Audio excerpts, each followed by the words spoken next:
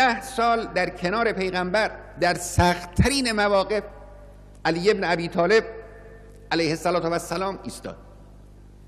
بعد اون وقتی که 13 سال رنج داشت به پایان میرسید، درسته که هجرت رسول اکرم هجرت از روی اجبار و ناچاری و زیر فشار قریش و مردم مکه بود، اما آینده روشنی داشت.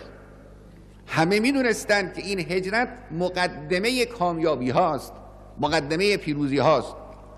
درست در اونجایی که یک نهضت از دوران مهنت داره وارد دوران راحتی و عزت میخواهد بشود، در همون لحظه که همه معمولا تلاش میکنن زودتر خودشونه برسونن، اگر بتونن از مناصب اجتماعی چیزی بگیرن، جایگاهی پیدا بکنن، در همین لحظه امیرالمؤمنین آماده شد تا در جای پیغمبر، در بستر پیغمبر، در شبی ظلمانی و تاریک بخوابه تا پیغمبر بتوانه از این خانه و از این شهر خارج بشه.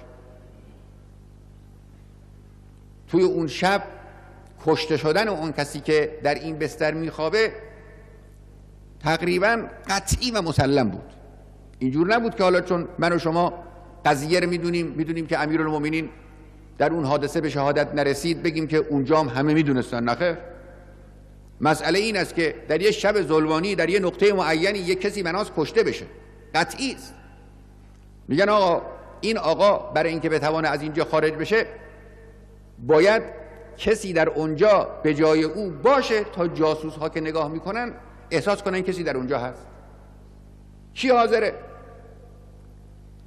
این ایثار امیرالمؤمنین خود یک حادثه فوق العاده مهمه، اما زمان این ایثار هم بر اهمیت اون میافزاید.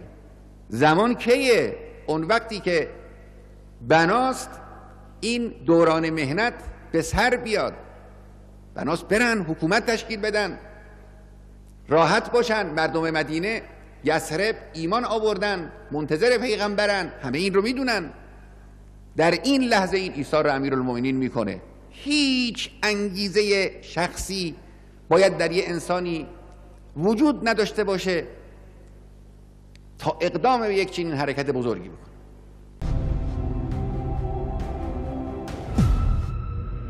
اینجا مرکز مقاومت است.